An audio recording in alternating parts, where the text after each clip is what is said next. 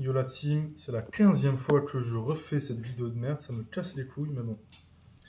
Donc nouvelle vidéo, il est assez tard chez moi, il fait très chaud, donc je suis torse nu. Vous avez l'honneur de mater mes pecs, donc profitez-en. Ouais, donc aujourd'hui, nouvelle vidéo sur l'échec musculaire. On va parler un peu de ses bienfaits, de ses bénéfices, mais aussi de ses inconvénients. Je vais d'abord commencer par le fait que l'échec musculaire, c'est plus une philosophie de vie qu'une méthode d'entraînement à proprement parler. Je m'explique. Quand j'étais jeune, on dirait que j'ai 42 ans, mais t'as capté quoi. Donc quand j'ai commencé la musculation, ça commence à faire un peu longtemps, j'avais ce qu'on appelle l'œil du tigre. L'œil du tigre, c'est une notion qui est très répandue dans le domaine sportif, et plus particulièrement dans la boxe anglaise. Et elle désigne une sorte d'état d'âme, où le boxeur est dans une zone, il a développé une sorte de sixième sens, et dans cette zone, il est prêt non seulement à mourir pour réussir. Et dans cette zone, il est dans une phase de concentration extrême. Et c'est ce que j'avais quand j'avais commencé la musculation. En fait, juste avant de commencer la musculation, j'étais parti chez des potes, tu vois, les fameux potes. Et je leur avais dit que je voulais me lancer en musculation, que je voulais réussir et tout. Et donc, je dis ça. Et quelques temps plus tard, on était dans la cour de récré. Je devais avoir 15-16 ans, tu vois.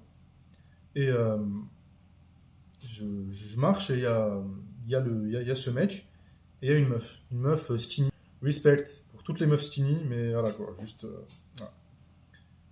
Et donc, ils viennent vers moi et après ils me disent « Ouais, t'es une sale merde, tu réussiras jamais, te lance même pas en musculation, t'es une sale planche de bois, t'es... » Voilà. En conclusion, ils étaient venus vers moi pour me lyncher et pour me prévenir que j'étais une sale merde, pour m'avertir que j'étais une sale merde, qu'il fallait surtout pas que je commence la musculation. Et donc j'ai utilisé cet événement comme source de motivation. Et quand je partais à la salle, frérot, t'inquiète pas que j'avais l'œil du tigre. Dans ma tête, il y avait le Joker, j'avais la rage. Chaque fois que je partais à la salle, écouteurs dans les oreilles, la voix prête à sortir. Je criais à chaque série. La tête rouge, la tête au bord de l'explosion. Et donc, j'en viens au fait que l'échec musculaire, c'est plus une philosophie qu'une méthode d'entraînement. Quand tu pars à la salle, tu dois être prêt à te la tuer. Tu dois être prêt à tout donner. Parce que tous les mecs qui se plaignent, toutes les sales merdes, tous les mecs de 50 kilos, qui partent à la salle depuis 45 ans, qui critiquent les autres, qui rejettent leur échec sur le monde extérieur, ne se donnent pas à fond. Ils partent à la salle, ils scrollent sur internet, ils scrollent sur TikTok, ils font une série ou deux, tranquille, à 6 reps de l'échec, et après ils se cassent. Frérot, la vie c'est pas comme ça. La vie ce n'est pas comme ça la manière de faire une chose, c'est la manière de tout faire. Donc quand tu pars à la salle, tu te donnes à fond frérot. Et c'est une marque de respect, une forme de respect envers ta personne, et surtout envers la personne que tu cherches à devenir. Tu ne craches pas sur ton honneur, tu ne craches pas sur tes objectifs. C'est comme moi par exemple. Là, j'ai craché sur mon honneur. Je devais publier, je sais pas, 3 vidéos par semaine depuis 3 mois, et je ne l'ai pas fait. C'est pas grave, j'ai appris mes erreurs, je ne me suis pas donné d'excuses, et maintenant, je poste des vidéos pour te donner de la valeur, et pour potentiellement te vendre mes services. Donc, conclusion, sois un homme, sois pas une tapette, sois un homme, putain, je sais plus parler, sois un homme, sois pas une tapette, donne-toi à fond, c'est pas une haltère qui va te faire peur, c'est pas une série qui va te faire peur. Pense à tes objectifs, pense au physique que tu vas avoir, pense aux répercussions positives que ça va avoir sur ta vie. Donc ne sois pas con, s'il te plaît, ne sois pas trisomique. Donc voilà, ça c'était la partie un peu mindset, un peu mentale de l'échec musculaire. Maintenant en termes purement scientifiques, purement hypertrophie. L'échec musculaire, c'est très bien pour les débutants. Pourquoi ? Parce que premièrement, un débutant, il ne sait pas si il est proche de l'échec ou pas. Donc il peut te faire une série à 6 reps de l'échec, comme une série à 1 rep de l'échec. Donc moi ce que je conseille, j'espère que le son est bien, moi ce que je conseille c'est que tu te donnes tout le temps à fond.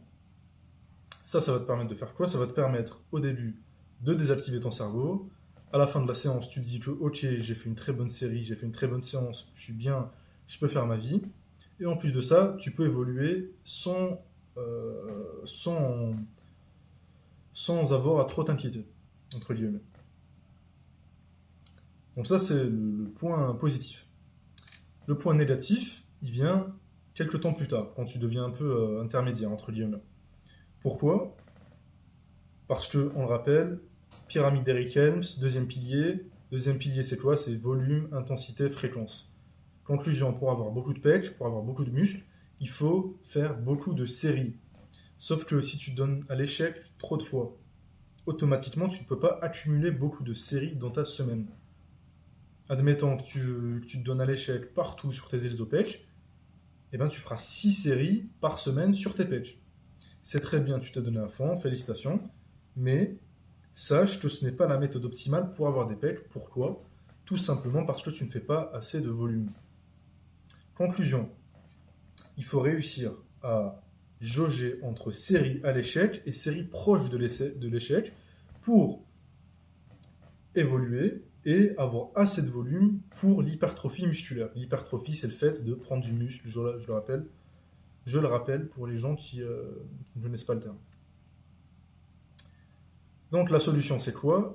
Moi, ce que je conseille, c'est tu as ton exercice. Ton exercice, je sais pas, tu fais du développé couché, tu fais du chest press, tu fais je sais pas quoi, du bench, du développé couché, vas-y, l'exercice de base. L'exercice de base.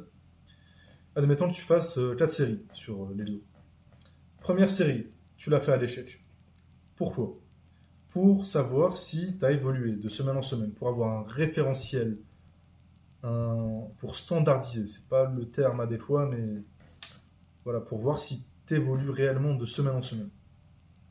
Et toutes les autres séries, c'est ce qu'on appelle du RIR 1 ou 2. RIR, je crois que c'est Rest in Repetition, je crois. Donc c'est le Reserve. Bon, en tout cas, je fais l'anglais, je fais le britannique, je suis un sale enculé. Donc c'est les répétitions en réserve, en très très gros. Donc ouais, première série à l'échec, les 3 autres séries, 1 à 2 répétitions de l'échec.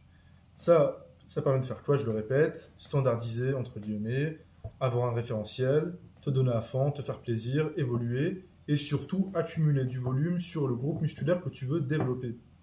Si tu as envie d'avoir de gros pecs, tu dois faire beaucoup de séries sur les pecs. Commence pas à faire 2 séries par semaine. Je vois qu'il y a des trisomiques sur TikTok, sur Insta qui prennent le 2 séries par semaine, c'est des trous du cul. Ne fais pas ça, frère. Fais du 50 séries par semaine, c'est énorme.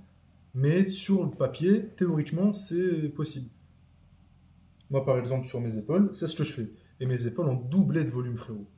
Après, ça fait 2 mois que j'ai repris la salle, mais voilà quoi. Donc voilà, petite vidéo assez rapide pour parler de l'échec musculaire. J'espère que cette vidéo t'aura plu. Donc pour résumer, quand tu pars à la salle, tu te la dessus, sois pas un trisomique, sois pas une tapette. Ne perds pas de vue tes objectifs, ne perds pas de vue la vie que tu cherches à avoir. Si tu as aimé cette vidéo, n'hésite pas à t'abonner, à lâcher un like, à commenter. Cette chaîne, c'est une chaîne pour des personnes qui veulent putain, je sais plus parler, il est minuit. Pour des personnes qui veulent entreprendre, qui veulent atteindre leurs objectifs, notamment à travers l'aspect santé, l'aspect physique. Donc si tu as envie d'avoir les meilleurs conseils musculation du Fit Game, je t'invite à t'abonner. Et on se retrouve dans quelques jours, que je te transmette encore de la value et que tu puisses atteindre le meilleur physique possible. Si tu as des questions, n'hésite pas à écrire ta question sur la section commentaires. J'ai vu qu'il y a beaucoup de youtubeurs qui incitent leurs viewers à écrire des mots-clés, donc je vous invite à écrire le mot bouchon. Allez. Ou échec musculaire, c'est plus. Ouais. Donc le mot échec dans les coms. Et on se retrouve dans quelques jours pour parler de l'Ozempic. J'aimerais bien parler de l'Ozempic. L'Ozempic, c'est un produit qui se répand très vite aux US. Et en fait, il permet de perdre du poids très rapidement. Et en gros, concrètement, c'est pas de la magie, juste ça te coupe l'appétit pendant quelques jours. Mais par contre, il y a beaucoup d'aspects, d'effets négatifs, donc des diarrhées, t'as la chiasse, t'es dépressif, t'as une gueule très chelou et tout, donc on va en parler, ça va être très cool. C'est ciao, bambino.